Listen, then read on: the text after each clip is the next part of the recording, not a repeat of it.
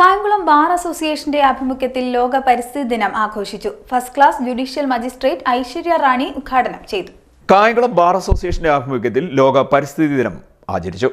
Bar association president advocate V ബോബന്റെ അധ്യക്ഷതയിൽ കൂടി യോഗം first class judicial magistrate Aishwarya Rani ഉദ്ഘാടനം ചെയ്തു. നമുക്ക് നമ്മളുടെ ഫ്യൂച്ചർ ജനറേഷൻസിന് വേണ്ടിയിട്ട് എങ്ങനെയാണ് നമ്മളുടെ എൻവയൺമെൻറ്റ് പ്രൊട്ടക്റ്റ് ചെയ്യാമെന്നും കൂടെ ആലോചിക്കേണ്ട ഒരു ദിവസമാണ്.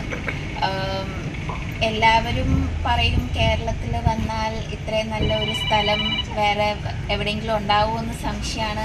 ഗോഡ്സ് ഓൺ കൺട്രി എന്നൊക്കെ പറയും. അതിൻ്റെ ഒരു മെയിൻ റീസൺ എന്താണെന്ന് വെച്ചാൽ നമ്മളുടെ ഈ ഒരു നേച്ചറുമായിട്ട് ഇത്രയും അടുത്ത് കിടക്കുന്നതെന്ന് വെച്ചാൽ കാടിന് കാട്, മലയ്ക്ക് മല, പുഴയ്ക്ക് പുഴ, ബീച്ചിന് ബീച്ച് എല്ലാം ഉണ്ട്. അപ്പം അങ്ങനെ ഇത്രയും റിച്ച് ആയിട്ടുള്ള ഒരു നേച്ചറുള്ള കാരണമാണ് നമ്മൾ അത്രയും ആ ഒരു ബ്യൂട്ടി വരുന്നത്.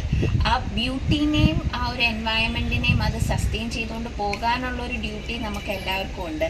ജന്മഭൂമി എന്ന ആപ്തവാക്യം നമ്മുടെ പ്രകൃതിയുടെയും ഭൂമിയുടെയും പ്രാധാന്യം ചൂണ്ടിക്കാണിക്കുന്നു. എല്ലാ ജീവജാലങ്ങളുടെയും മാതാവ് ഭൂമിയാണ്. അതുകൊണ്ട് തന്നെ ഭൂമിയെ സംരക്ഷിക്കുവാൻ നാം ഓരോരുത്തരും ബാധ്യസ്ഥരുമാണ്. ഉപഭോഗ സംസ്കാരത്തിൻ്റെ ഭാഗമായിട്ട് പ്രകൃതി നശിച്ചുകൊണ്ടേയിരിക്കുകയാണ്. മനുഷ്യർ അത്തരത്തിലാണ് ഈ പ്രകൃതിയെ ഇന്ന് ഉപയോഗിച്ചുകൊണ്ടിരിക്കുന്നത്. Bar association secretary advocate H Suni സ്വാഗതം പറഞ്ഞു. രാജ്യത്തിന്റെയും ലോകത്തിന്റെയും നിലനിൽപ്പ് തന്നെ പരിസ്ഥിതി സംരക്ഷണത്തിലൂടെ മാത്രമേ മുന്നോട്ട് കൊണ്ടുപോകാൻ കഴിയൂ. ഐക്യരാഷ്ട്രസഭ പ്ലാസ്റ്റിക് മാലിന്യത്തിനെതിരായുള്ള ഒരു പോരാട്ടം എന്ന രീതിയിലാണ് ഇന്നത്തെ ഈ പരിസ്ഥിതി ദിനത്തെ കാണുന്നത്.